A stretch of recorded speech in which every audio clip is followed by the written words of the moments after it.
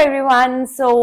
एक चीज जो बहुत ट्विन फ्लेम सोचते हैं कि अगर हम ट्विन फ्लेम जर्नी में हैं तो हमें अपने घर वाले, अपने रिश्तेदार, अपने दोस्त, अपने हर चीज से डिस्कनेक्ट करना पड़ेगा। हमें टोटली अपनी फैमिली को छोड़ना पड़ेगा ताकि हम ट्विन फ्लेम कनेक्शन को परस्यू कर पाए।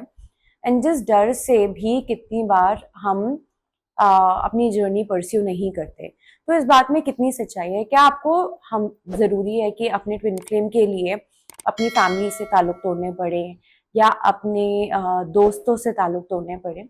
तो ये ज़रूरी बिल्कुल भी नहीं है। और बल्कि जब आप हीलिंग करते हैं तो आपके रिलेशनशिप आपके क्लोज वन से जेन्युइनली और बेटर होती जाएगी।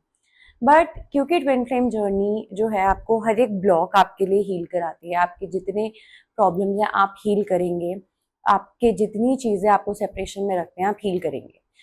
उस चीज़ से कितनी बार गॉड आपको ट्रिगर्स देंगे through your parents, through your friends, जो कि आपको नहीं अच्छा लगेगा। उस टाइम पे आपको लगेगा कि यार ये तो मेरे यूनियन को बिल्कुल सपोर्ट नहीं कर रहे हैं, इनको छोड़ दो, इनके साथ मैं नहीं रह सकती हूँ और अब मुझे अपनी लाइफ में आगे बढ़ना है, राइट? तो दैट इज़ नॉट ट्रू।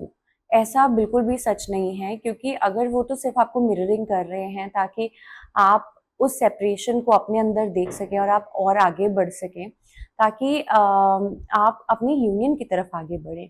तो उस चीज़ में अगर हम अपनी फैमिली से, अपने क्लोज वन से ग्रजेस लेकर बैठ जाएं तो आप वहाँ सेपरेशन क्रिएट करेंगे। इस जर्नी में आपको सपोर्ट हर तरीके से मिलता है, हर तरफ से मिलता है, हर इंसान से मिलता है। Even the person who is triggering you, जो आपको बात बात पे ट्रिगर करता है, वो भी आपको अपनी जर्नी के, अपनी यूनियन की तरफ ही लेके जा रहे हैं। क्योंकि जब आप वो हील कर लेते हैं तब आप हमेशा ये देखेंगे कि आपका रिलेशनशिप हमेशा बेटर हुआ है। तो जैसे कि जब मैंने ये जर्नी शुरू करी थी, उसके पहले मैं और मेरी मदर काफ़ी अच्छे फ्रेंड्स थे। बट ये जर्नी शुरू करने के बाद मेरे को, जब मैं अपनी फीलिंग्स में और डीप गई, तो मेरे को बहुत सारी चीज़ें अपनी मदर की ट्रिगरिंग लगने लगी, मेरे जो कज़िन्स थे उनकी ट्रिगरिंग लगने लगी। तो इनिशियली मुझे भी ऐसे लगा कि यार मतलब ये तो मुझे किसी लेवल पे भी नहीं समझते हैं, तो क्या मुझे इनको लेट गो करना पड़ेगा कंप्लीटली और मेरे को क्या इनके साथ नहीं रहना? बट ऐसा नहीं था, क्योंकि मैं अपने सिर्फ अपसेट्स पे काम करती रही, चाहे वो मेरे भाई के साथ था या वो मेरी मदर के साथ था या मेरे फादर के साथ था। तो उस चीज़ पे जैसे ही मैं काम करती गई, थोड़ा टाइम लगा उस चीज़ को समझने में, बट डेफिनेटली जो मेरा रिलेशनशिप है वो बहुत काफ़ी हद तक बेटर हुआ। आज भी दे सपोर्ट मी, जो मैं आज कर रही हूँ। I am a coach, they know, वो मुझे सपोर्ट करते हैं। मुझे उनसे कोई भी चीज़ हाइड करने की ज़रूरत नहीं पड़ती कि उनका रिएक्शन क्या होगा। अगर मेरा मन करता है तो मैं बताती हूँ, बट उसके पीछे मैंने इनर वर्क किया, मैंने काफ़ी ज़्यादा हीलिंग करी।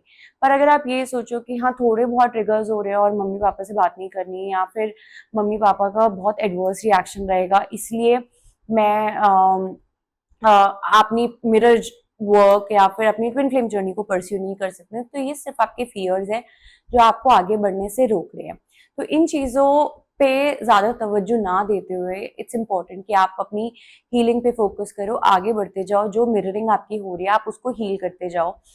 बट जैसे कि अगर हो कि मतलब कि वो मिररिंग अगर रुकती नहीं है, वो एक पैटर्न बन गया, एक नार्सिसिस्टिक पैटर्न बन गया है, तो आप किसी से कंसल्ट करिए कि उस रिलेशनशिप में आपको क्या करना चाहिए।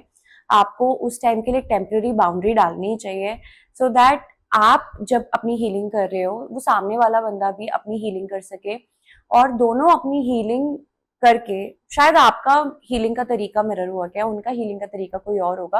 ऑफ कोर्स आपको वो कंट्रोल नहीं करना, बट वो हील कर करके आगे रिलेशनशिप बैठती है अच्छी या नहीं।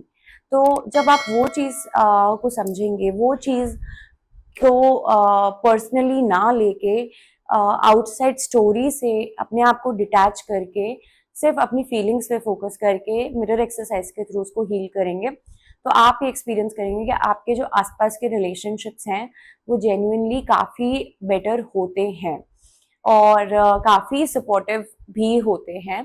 तो इसलिए डर के आगे जीत है। डर से आप मत डरो, डर को फेस करो और डर से आप आगे बढ़ो। And this is twin flame journey all about. Time and again आपके फियर्स सरफेस पे आएंगे, बट उन फियर से लड़ने की हिम्मत और ताकत भी आपको टाइम एंड अगेन मिलेगी, बट आपको अंदर से वो विल पावर में आना पड़ेगा कि do you want to heal this और नॉट। सो आपको वो चॉइस बनानी है, and rest everything will be taken care of by God. So what matters is आपकी चॉइस क्या है। सो आई होप आपको ये वीडियो पसंद आए और थैंक यू वेरी मच। नमस्ते।